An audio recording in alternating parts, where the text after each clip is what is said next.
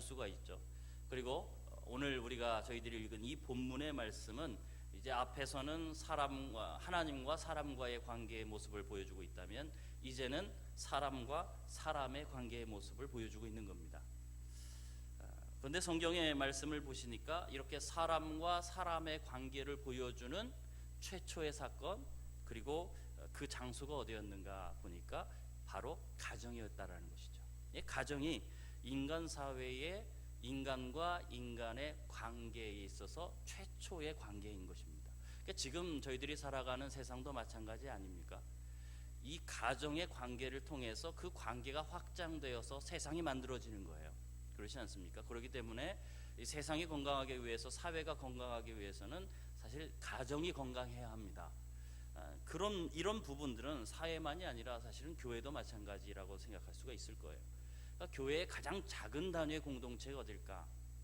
교회가 우리가 큰 공동체, 교회 공동체라고 이야기하지만 정말 가장 작은 단위의 공동체가 어딜까? 깊이 들어가 보면 가정이 나오는 겁니다. 그러니까 가장 작은 단위의 공동체는 가정 공동체예요.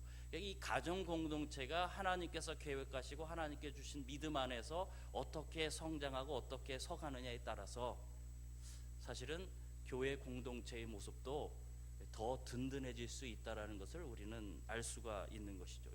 하나님은 인간과 인간, 사람과 사람과의 관계를 어디부터 시작하시냐면 가정이라는 이 작은 공동체부터 사실 시작하고 계시는 것입니다. 그래서 우리는 오늘 말씀을 통해서 최초의 가정인 이 아담의 가정, 그리고 이 가정을 통하여, 이 가정을 만드는 통하여서 하나님께서 주신 그 가정의 모습을 살펴보고 우리의 가정이 그런 가정의 모습이 되도록 우리가 회복되어야 될 줄 믿습니다. 그래서 그 부분들을 우리가 살펴보기를 원하는 것입니다. 창세기 1장 말씀을 사실 보시면 7번이나 계속해서 반복되어 나오는 말씀이 있습니다. 그것은 하나님이 보시기에 좋았더라, 또는 하나님이 보시기에 심히 좋았더라. 이것이 7번 나와요. 그런데 성경은 계속해서 이제 앞에서는 좋았더라라는 말씀이 쭉 나오다가 이 창조의 과정에서 좋지 않은 것이 처음 나오게 되는 겁니다. 그것이 어디에 있습니까? 하나님이 보셨을 때 좋지 않았던 것, 그것이 18절 오늘 읽은 말씀이거든요. 우리가 18절 말씀을 같이 읽겠습니다. 같이 읽습니다. 시작. 여호와 하나님이 이르시되 사람이 혼자 사는 것이 좋지 아니하니 내가 그를 위하여 돕는 배필을 지으리라 하시니라. 사람이 혼자 사는 것이 좋지 않았다, 최초로 좋지 않았다라는 표현이 나오는 것입니다. 여러분, 아담 또한 자신이 혼자라는 것을 느끼고 있었습니다. 사실은 자신도 내가 혼자구나. 그것을 이 아담이 언제 깨달았냐면 하나님께서 들짐승과 날짐승을 아담에게 이끌으셨어요. 그리고 아담이 지어주는 이름대로 그 이름을 부여하시잖아요. 자, 그런데 아담이 이상한 점을 발견하는 겁니다. 각종 동물, 각종 들짐승과 날짐승이 자기 앞에 와요. 그런데 뭔가 이상한 것을 발견했어요. 20절 끝에 말씀을 보세요. 이렇게 말씀하죠. 아담이 돕는 배필이 없으므로, 이렇게 성경을 말씀하고 있어요. 아담 앞에 많은 동물들이 지나갔습니다. 그런데 그가 깨달은 게 무엇이냐면, 이렇게 많은 동물이 있고 많은 세상이 있는데 나와 같은 존재는 자신밖에 없다라는 것을 아는 거예요. 나와 같은 존재는 나밖에 없네. 다른 동물들도 짝이 있고 쌍이 있는데 자신은 자신밖에 없는 거예요. 많은 동물들이 있는데 자신과 같은, 다시 말하면 자신의 배필이 없이 자신은 혼자 있는 거예요. 아담도 그것을 깨닫고 그것을 이제 발견하기 시작하는 것이죠. 여기에서 말하는 배필이 무엇일까? 배필이라는 뜻은 이게 바라보다 또는 마주대하다라는 뜻을 갖고 있습니다. 다시 말하면 마주대할 만한 사람, 자신과 상응하고 자신과 필적할 만한 존재를 아담이 이 세상 속에서 찾지 못했다라는 겁니다. 여러분, 부부가 살다 보면 맘먹잖아요, 그렇죠? 근데 그게 정상인 거예요. 오늘 말씀에 배필로 보면 마주대하는 사람이에요. 상응할 만한, 필적할 만한. 그런데 아담은 자기와 필적할 만한 존재가 없는 거예요. 자기 혼자만 있는 것입니다. 여러분, 고구려의 제2대 왕이 무슨 왕인지 아십니까? 1대 왕은 잘 아시죠? 주몽, 그죠? 그리고 그의 아들인 유리왕, 2대 왕이 유리왕인데, 이 유리왕은 왕비 송씨가 있었습니다. 그런데 이 왕비 송씨가 좀 일찍 죽었어요. 그리고 두 여인을 후실로 이제 드리게 되었습니다. 두 여인을 동시에 후실로 드렸으니 이게 문제가 발생하는데, 그 한 여인은 고구려 호족 출신인 화이라는 여인이었고, 다른 또 한 여인은 중국 한족 출신인 치희라는 여인이었습니다. 그런데 이 두 여인이 유리왕의 사랑을 독차지하기 위해서 서로 싸우기 시작하는 거예요. 질투하고 시기하고, 이게 굉장히 싸웠나 봐요. 너무 심하게 싸웠나 봐요. 그래서 유리왕은 궁을 2개를 졌습니다. 동궁, 서궁, 이래서 이 두 여자를 갈라놓았어요. 그래서 이제 그렇게 갈라놓으니까 그래도 좋았는데, 이제 문제는 무엇이냐면 유리왕이 한 일주일 정도 사냥을 가게 된 거죠. 사냥을 떠난 것입니다. 그 사이에 이 두 여인이 싸움이 붙은 거예요. 싸움이 붙었고, 호족 출신인 화이가 이제 비천한 출신인 치이를 데려다가 욕을 보였습니다. 그래서 이 치이가 치를 떨면서 난 도저히 여기서 살 수가 없다. 그래서 나는 내 나라로 돌아가겠다라고 그렇게 궁을 비워두고 떠나서 길을 떠나버린 것입니다. 후에 유리왕이 알게 되었죠. 그리고 말을 타고 달려갔습니다. 그리고 만났어요. 그런데 설득하지 못했어요. 그 유리왕이 설득하지 못하고 쓸쓸한 마음으로 돌아오는 도중에 숲에서 꾀꼬리 한 쌍을 본 겁니다. 그리고 그 꾀꼬리가 아주 다정스러운 모습을 보면서 한탄을 하면서 황조가라는 시를 지었어요. 여러분 아시죠? 펄펄 나는 저 꾀꼬리, 암수 서로 정답구나. 외로운 이내 몸은 누구와 함께 돌아갈까? 혼자 집에 돌아가고 있는 자신의 모습, 아주 쓸쓸한 자신의 모습을 그렇게 시로 표현하고 있는 것입니다. 아담도 처음에 자신이 혼자밖에 없다라는 것을 깨닫게 되었어요. 내가 혼자구나. 나 혼자구나. 나와 필적할 만한 상대가 나에겐 없구나. 하나님께서 그 모습을 보시고 하나님께서는 그에게 오늘 18절 말씀처럼 배필을 지어 주어야겠구나 라고 하나님께서 그렇게 생각하셨다는 것입니다. 여러분, 물론 결혼하지 않는다고 하여서 그 사람이 선하지 않거나 아니면 복되지 않은 것이 아닙니다. 그죠? 때때로 성경을 보면 고린도전서 7장 7절 말씀과 같이 독신의 은사를 가진 분들도 있습니다. 혼자 삶을 통하여서 하나님을 위해서 가치 있는 인생을 살아가는 분들도 있어요. 다시 말해 아담 또한 마찬가지입니다. 아담이 결혼하지 않는다 할지라도 아담 자체만으로도 하나님께서 충분히 창조하신 가치를 갖고 있는 존재였습니다. 복된 존재였습니다. 그런데 하나님이 보셨을 때 그냥 혼자 있는 것보다 그 필적할 만한 대상을 만들어 주어서 둘이 있는 것이 더 좋게 보였다라는 거예요.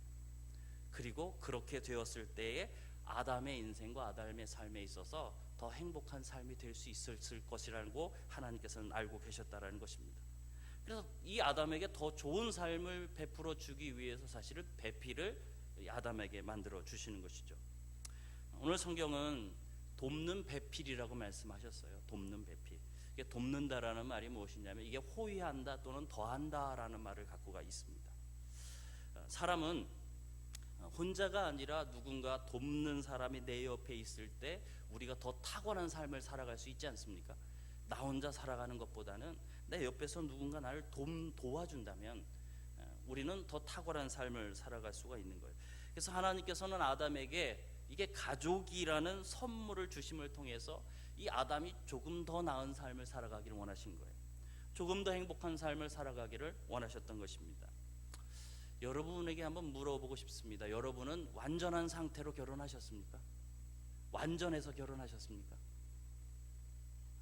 그죠? 우리는 완전하지 않은 사람끼리 만나서 결혼합니다. 그런데 한번 생각해 보세요. 왜 완전하지 않은 사람끼리 하나님께서 만나게 하셨을까? 둘이 만나서 어떻게 되기를 원하시는 거예요? 완전해지기를 원하시는 거예요. 우리는 서로의 단점을 가지고 이 가족 안에도 마찬가지예요. 부부 안에도 마찬가지입니다. 서로의 부족한 부분을 찌르고 그것을 우리 입 밖으로 불평스러운 말들을 통해서 표현할 수도 있습니다. 지적할 수도 있습니다. 하지만 여러분에게 아내를 주시고 남편을 주시고 자녀를 주신 것은 그들을 통하여서 서로를 호의하고 서로에게 더해주라고 주신 하나님의 선물인 것을 여러분 꼭 기억하셔야 합니다. 그러니까 이 가족을 통해서, 이 가정을 통해서 하나님은 우리가 더 나아지기를 원하시는 거예요. 여러분, 가정은 부족한 사람끼리 만나는 겁니다. 아이들도 마찬가지고 부족한 아이들을 여러분에게 하나님께서 주셨을 것입니다. 여러분의 눈에 차지 않는 아이들, 여러분의 눈에 차지 않는 남편 또는 아내. 그런데 그런 부족함을 가지고 상처 주라고 만들어 놓으신 게 아니에요. 주신 것이 아니에요. 어떻게 하라고요? 서로의 부족한 점을 서로 보완해 주라고 가정을 두셨다는 것을 여러분 믿으셔야 합니다. 그래서 그것을 가지고 서로 상처받고 싸우는 것이 아니라 하나님께서 원래 만들어 오신 가정의 모습은 함께 모임을 통하여, 이 가족과 가정이 함께 모임을 통하여서 서로 온전해지는 거예요. 부족함을 채워줌을 통해서 서로 온전해지는 것입니다. 제가 제 인생을 둘러보아도요, 제 아내 만나고서 제 사람 됐거든요. 여러분의 가정이 그런 가정이 되기를 주님으로 축복합니다. 서로의 부족함을 채워주는 가정. 그래서 나는 내 가정에 있을 때 가장 나스럽고, 내 가정 속에 있었을 때 내가 가장 아름답다, 내가 가장 온전해진다. 그렇게 될 수 있는 여러분의 가정이 되기를 주님의 이름으로 축복합니다. 오늘 성경을 보시면 아담이 동물들의 이름을 짓고 있는 것을 여러분은 우리가 다 보셨죠. 그리고 성경은 아담이 부른 이름을 하나님께서 그 동물의 이름이 되게 하셨다라고 말씀을 하셨어요. 그런데 여러분 다 알고 있지 않습니까? 이름을 짓는 것이 쉽습니까? 쉽지 않습니까? 쉬우세요? 여러분의 자녀를 이름을 지을 때 여러분 쉬우셨어요? 고민 많이 하셨어요? 정말 고민 많이 하시지 않았어요? 이 아이의 이름을 무엇이라고 지어야 할까? 고민 많이 했을 것입니다. 그런데 좀 쉬운 게 있어요. 뭐냐면 이 아이가 어떻게 살았으면 좋겠다라는 소망이 내 안에 딱 있으면 그 아이의 이름을 짓기는 쉬워요. 사실 이렇게 살았으면 좋겠다 싶어서 그 이름을 짓는 것이니까요. 하나님께서 아담에게 동물을 이끌어 갔을 때에 아담은 각 동물을 보면서 각 동물의 이름을 짓기 시작합니다. 아담이 동물의 이름을 아무렇게나 지었을까요? 사자, 호랑이 이렇게 이름을 지을 때 그냥 생각나는 대로 아무렇게나 지었을까요? 아니면 그 동물을 유심히 살펴보고 그 동물의 특징이라든지 그 동물에 대해서 잘 알아보고 이 동물은 이렇게 이름을 지어야겠구나라고 했을까요? 분명히 후자일 것입니다. 저의 별명이 어렸을 때의 별명을 잘 보시면 알 수가 있어요. 언제 한번 말씀을 드렸는데 어렸을 때 동네의 별명이 코방울이었어요. 제가 어렸을 때 어떤 삶을 살았는지 저의 실체를 아시겠죠? 그 별명 하나만으로도 제가 어렸을 때 어떻게 동네에서 돌아다니고 있었는지 여러분 상상할 수가 있어요. 다시 말하면 아담이 동물의 이름을 지었다라는 것은 그 동물의 본질을 꿰뚫어봤다는 얘기입니다. 그 동물을 알았다라는 거예요. 알기 때문에 이 동물은 이렇게 이름을 지어야겠다, 그렇게 되었다라는 것입니다. 하나님께서 아담에게 동물을 데리고 왔을 때 아담은 이 본질은 무엇이다라고 꿰뚫어 볼 수 있는 그 하나님이 주신 통찰력이 아담에게 있었고, 그래서 그 본질에 맞게 동물들의 이름을 다 짓게 된 거예요. 그런데 오늘 성경을 보시면 하나님께서 동물들만 이 아담 앞에 데리고 온 것이 아니거든요. 아담을 잠들게 하셨어요. 이 잠은 아주 깊은 잠입니다. 이것은 초자연적인 잠이에요. 우리가 마취를 통해서 수술을 하는 것처럼 하나님께서 아픔을 모를 정도로 깊은 잠을 자게 하시고, 그리고 갈빗대 하나를 이제 빼내셔서 그것을 통하여 하나님께서 여자 하와를 창조해내시지 않았습니까? 자, 22절 끝을 보시면 성경은 이렇게 말씀하세요. 그를 어떻게 했다고요? 아담에게로 이끌어 왔다, 이렇게 말씀을 하고 있죠. 이 모습을 보면 무슨 모습이 생각나십니까? 저는 요 말씀을 보면 결혼식이 생각이 나요. 그러니까 신랑 입장하잖아요. 신랑 입장, 딴딴딴 입장하고 그 다음에 누구 입장이 있어요? 신부 입장하잖아요. 누가 데리고 나갑니까? 아버지가 데리고 나갑니다. 아버지가 신부를 이렇게 잡고 누구에게로 인도하죠? 신랑에게 인도해 주잖아요.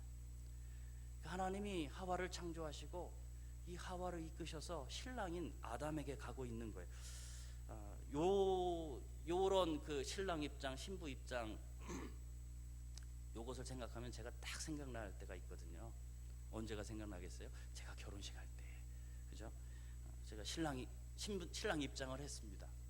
그리고 뭐 마찬가지로 신부 입장을 하는데 장인어른이 이제 제 아내를 데리고서 이제 인도하잖아요, 저한테. 그런데 제 앞까지 와가지고는 인도를 안 해주시는 거예요. 안 주시는 거예요. 그 앞에서 한참을 계셨어요. 그 장인어른의 눈빛은 이런 도둑놈 같은 놈, 이런 표정이셨어요. 근데 뭐 시작이 됐잖아요. 안 주실 수가 없죠. 결국에는 이제 인도를 해 주시는 거예요. 이렇게 인도를 해 주시는. 아담은 하나님께서 이 하와를 인도해 오셔서 아담에게 이렇게 인도해 주셨을 때 그 하와를 보지 않습니까? 그 하와를 보면서 이렇게 감탄했습니다. 성경에 나와 있는 것처럼, 우리 잘 아는 것처럼, 이는 내 뼈 중에 뼈요 살 중에 살이라, 이것을 남자에게 취하였으니 여자라 부르리라, 이렇게 말씀하셨습니다. 사실 이 부분은 아까 황조가처럼요, 운율이 있는 거예요. 시처럼 되어 있습니다. 본문에 보면 반복이 되어 있는데 이렇게 보시면 됩니다. 이것은 내 뼈 중에 뼈요 살 중에 살이다. 이것은 남자에게 취하였으니 이것을 여자라 부르리라. 이것을 똑같은 단어를 계속 반복해서 운율 있게 만들었어요. 아담은 하와를 보는 순간 하와가 자기 인생에 있어서 가장 소중한 존재라는 것을 깨닫기 시작하는 거예요. 그의 모습이 너무 아름답고, 저 여자는 내 인생의 가장 소중한 사람이다. 저 여자는 내 몸이고 저 여자는 남이 아니라 나다. 내 뼈고 내 살이고 저 여인은 나다, 이것입니다. 그렇게 말하면서 아담이 이렇게 얘기하는 겁니다. 저 여인을 여자라 부르리라. 이렇게 여자라 부르리라. 아담이 여자라고 표현한 거예요. 이것이 무슨 말씀이에요? 앞에서 나왔던 동물의 이름을 지을 때처럼 여자라고 할 수 있었던 것은 아담이 여자의 본질을 간파했다는 얘기예요. 이 여자를 안 거예요. 이 여자가 누구인지를 아는 거예요. 본질을 간파하고 꿰뚫은 것입니다. 그래서 그 본질을 규명한 것이 뭐냐면 여자다, 이렇게 표현하고 있는 것입니다. 여러분, 가족은 누구일까요? 여러분의 가족은 누가 되어야 합니까? 가족은 정말 서로를 아는 사람이 되어야 되는 거예요. 여러분, 가족을 얼마나 아십니까? 다른 사람 몰라도 우리는 가족을 아셔야 합니다.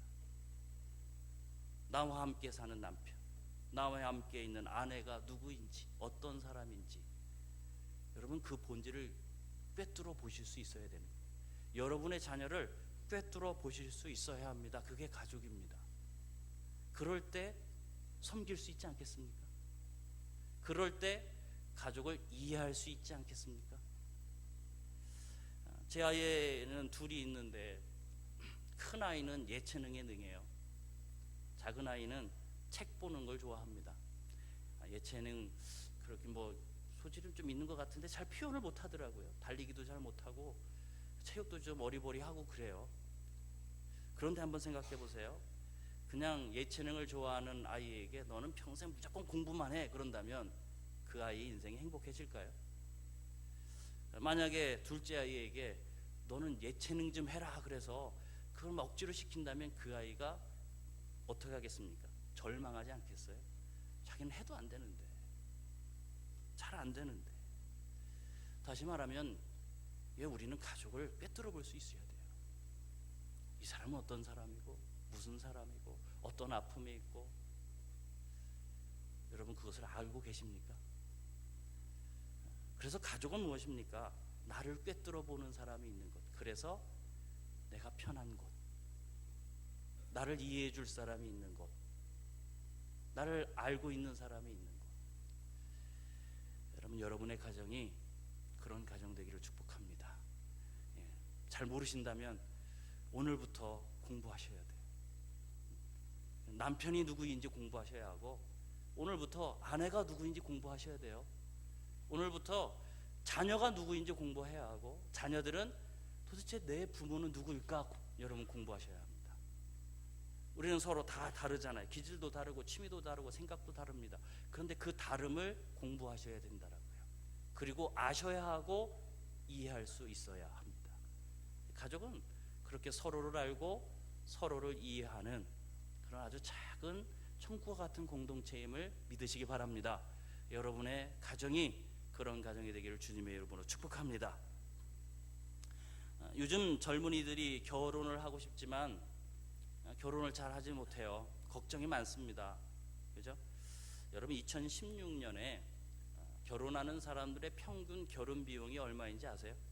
그러니까 평균이에요.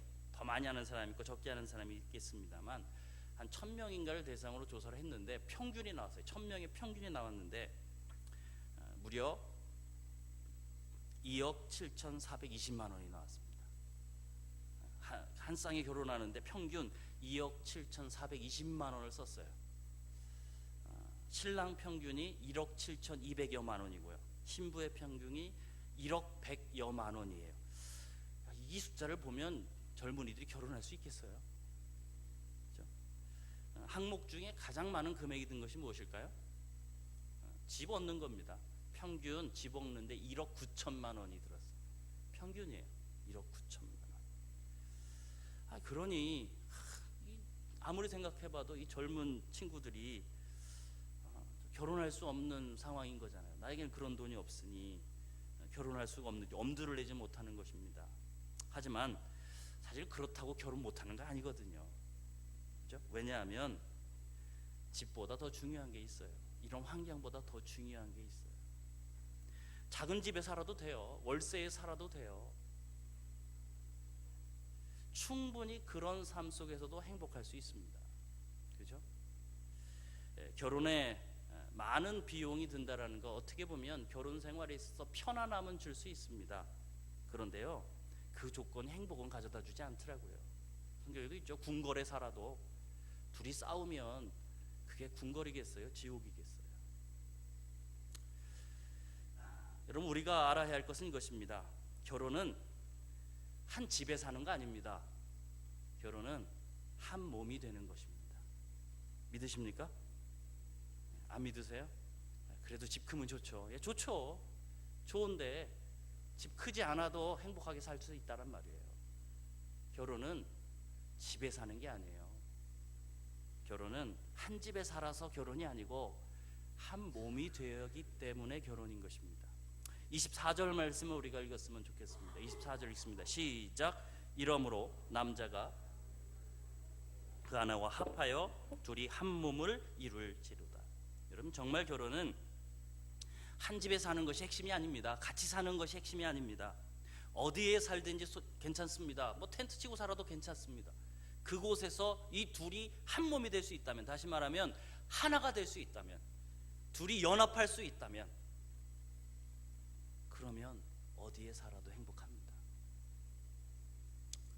제가 살아보니까 그렇더라고요. 어디에 살아도 가족이 하나 되니까 그게 행복하더라고요. 어떤 형제가 자매를 너무 좋아했답니다. 반했나 봐요. 그래서 이 형제가 그 자매에게 사랑 고백을 하기 위해서 자매 쪽에게 자꾸 이렇게 대시를 했어요. 그러나 이 자매가 전혀 반응을 보이지 않는 것이죠. 그래서 형제는 하루에 한 번씩 편지를 쓰기로 했습니다. 그래서 정말 이 사랑 고백 편지를 매일 쓴 거예요. 그래서 이 자매는 그 형제로부터 사랑 고백 편지를 일주일에 7통을 받았습니다. 그런데도 불구하고 이 자매가 감동하지 않아요. 넘어오지 않아요. 그래서 이 형제가 독한 결심을 했어요. 내가 하루에 3통씩 편지를 쓰리라. 그리고 결국 자매는 감동을 받았습니다. 그런데 어떤 일이 일어난지 아시겠습니까? 이 자매가 결혼한 상대는 이 편지를 보낸 사람이 아니에요. 이 자매가 결혼한 상대는 우체부였습니다. 매일 얼굴 보다 보니까 이 둘이 눈이 맞은 거예요. 여러분, 왜 이런 일이 벌어지고 있는 것입니까? 편지에 수없이 사랑 고백을 한다라고 그녀의 마음을 열 수 있는 것이 아니에요. 봐야 되는 거예요. 만나야 되는 거예요. 여러분, 우리가 결혼할 때에 그런 노력 많이 하잖아요. 연애 결혼을 하게 되면 참 매일 가서 보고 매일 가서 만나고 어떻게 하면 결혼할 수 있을까 막 구애하고 막 애를 쓰지 않습니까?